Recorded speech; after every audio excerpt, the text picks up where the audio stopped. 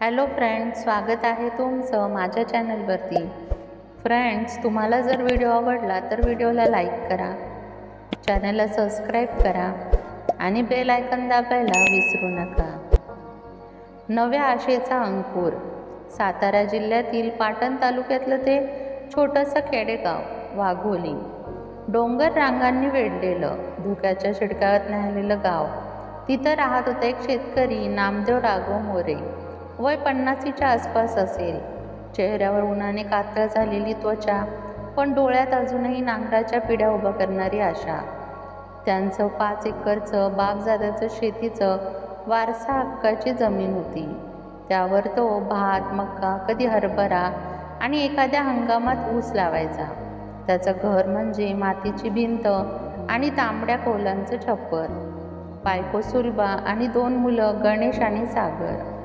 माझ्या मातीची नाळ आहे असं नामदेव नेहमी म्हणायचा, पण ही नाळ त्याच्या मानगुटीवर दरवर्षी नवा ऋणांचा भार ठेवते। 2009 आलेल्या अवकाळी पावसात त्याची मका वाया गेली, तर 2014च्या दुष्काळात शेतात एक कणीस देखील उगवला नाही, पण तरीही त्याने हार मानली नाही।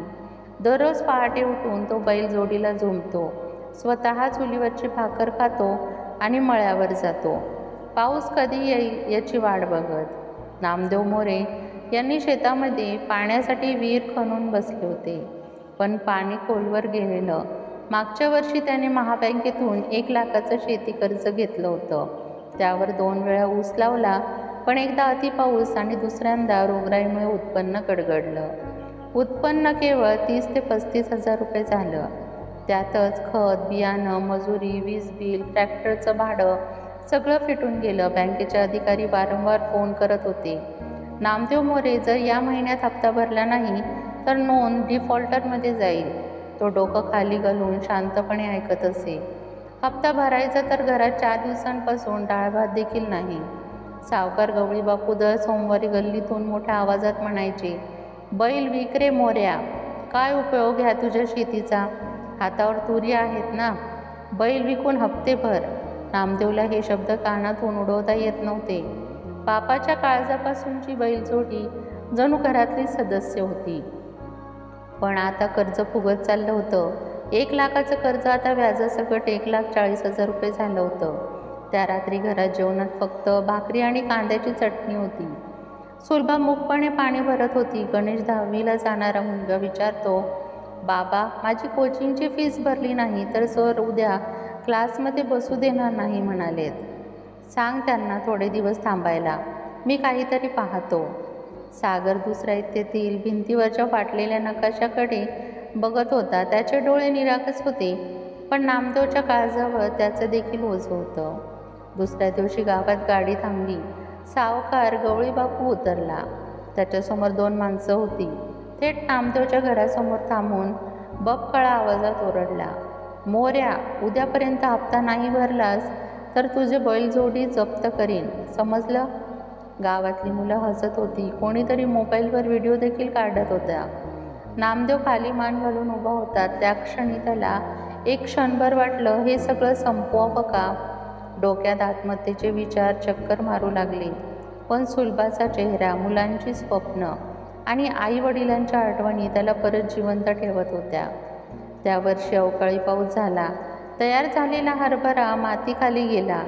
सरकारकडून पंचनामा करायला अधिकारी आले, तेव्हा नामदेवच्या डोळ्यापुढं आशा चमकली।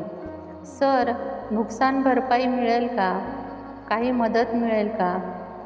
हो हो, तुमचं नाव घ्याल, पण फोटो पाहिजे, आधार कार्ड, जमीन, उतारा, सगळं काही दिलं। 3 महिने झाले, अजूनही 1 रुपया मदत मिळालेली नाही।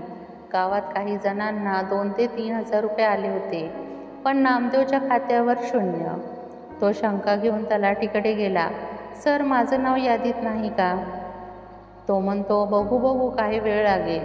शेती करू नकोस सागर, तुला डॉक्टर व्हायचंय ना? नामदेवने आपल्या धाकट्या मुलाच्या डोक्यावरून हात फिरवत म्हणालं, पण सागरच्या डोळ्यात चमक नाही, काळजी होती। मोठा भाऊ गणेश शेजारच्या खोलीत अभ्यास करत होता, पण दर वकिलीच्या नोटीसमुळे तोही अर्ध डोकं बाजूला ठेवून बसत होता। गणेशने पुस्तक बाजूला ठेवलं आणि वडिलांसमोर म्हणाला, बाबा, आपण इतकं कष्ट करतोय, पण शाळेची फी, वह्या, पुस्तकं सगळं मागेच राहतंय. गावातल्या वाघसाहेबांनी सांगितलं, मला शहरात स्कॉलरशिप मिळू शकते, फक्त प्रवेशासाठी 4,000 रुपये लागतील. नामदेवच्या हातात त्यावेळी फक्त 200 रुपये होते. त्याने खिशात हात घालून ते काढले आणि गणेशच्या हातात ठेवले.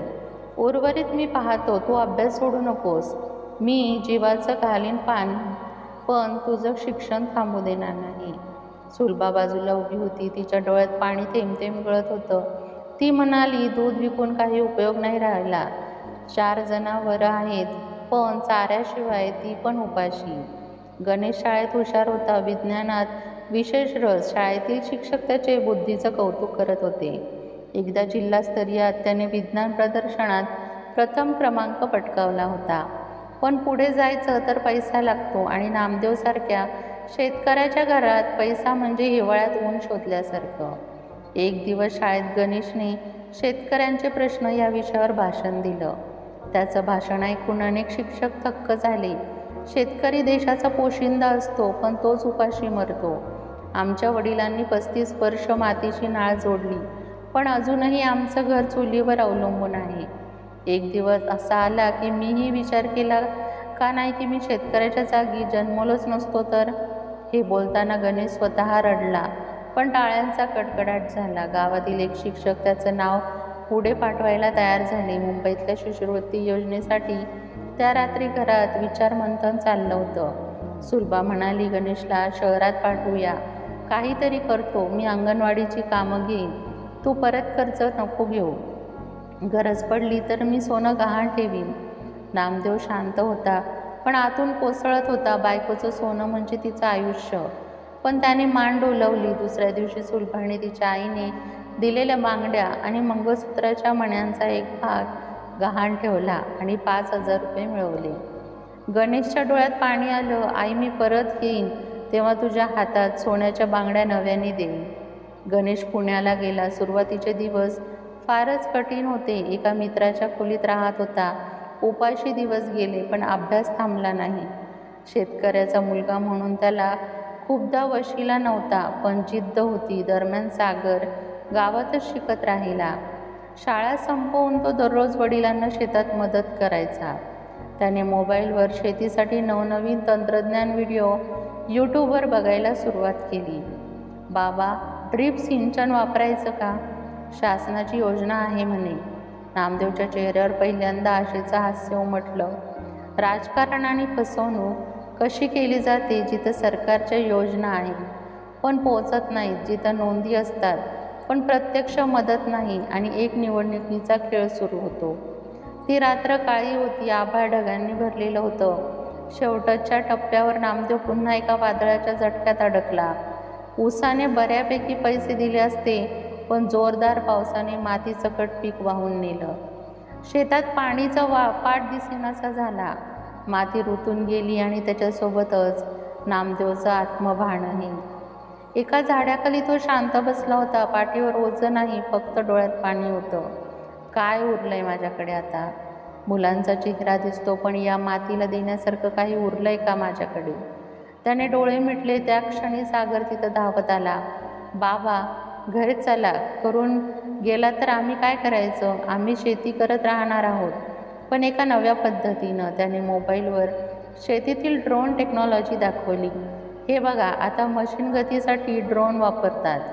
हवामानाचं अचूक भाकीत मिळतं. आपण का नाही शिकून करणार? नामदेवने डोळे उघडले आणि शांतपणे त्याच्या डोक्यावरून हात फिरवला. गणेशने शहरात BSc पूर्ण केलं. त्याला कृषी तंत्रज्ञान क्षेत्रात एक इंटर्नशिप मिळाली. त्याचं शेवटचं प्रोजेक्ट होतं smart farming for all small farmer. तो थेट गावात परतला. बाबा, आपण आता कृषी पर्यटन सुरू करायचं. शेतात राहण्यासाठी टेंट लावायचे, लोकांना नैसर्गिक अनुभव द्यायचा. त्यातही पैसे येतील आणि लोकही शेतकऱ्याच्या जीवाशी जोडले जातील. सागरनेही शेतात बायोगॅस प्रकल्प सुरू केला. खताचा पुनर्वापर सुरू केला. मोबाईलद्वारे नवे बाजार शोधले. दरवर्षी एखादा पीक डायरेक्ट मुंबईत विकायचं. नामदेवला विश्वास बसत नव्हता. त्याच्या मुलांनी त्याचं स्वप्न त्याच्या जीवनात पूर्ण केलं होतं. ती सकाळ होती, सूर्य उगमाच्या बिंदूपर्यंत पोहोचला होता. पक्ष्यांचे आवाज, बैलजोड्यांचा घंटा आणि मातीचा गंध वातावरणात दळवळत होता. नामदेव मळ्यात उभा होता, पायात चिखल पण चेहऱ्यावर हास्य. त्याच्या शेजारी गणेश आणि सागर उभे होते, एक शिक्षित शेतकरी, दुसरा नमो जन्माचे प्रयोग करता. आता आपली भीती नाही रे, नामदेव म्हणाला. माझ्या मातीने मला काही दिलं नसेल तरी माझ्या मुलांनी त्या मातीला सोनं केलंय. तो जमिनीला वाकून नमस्कार करतो, त्याचे डोळे पाणावतात, पण मन समाधानाने भरून येतं. उपासहार एका शेतकऱ्याची व्यथा ही फक्त नामदेवची गोष्ट नाही, ती हजारो शेतकऱ्यांची वेदना, कळकळ आणि संघर्षाची कहाणी आहे. पण त्या व्यथेमध्ये जर शिक्षण, उपक्रम आणि कुटुंबातील विश्वास असेल तर काळोखाच्या रात्रीला एक नवा पहाट असतो.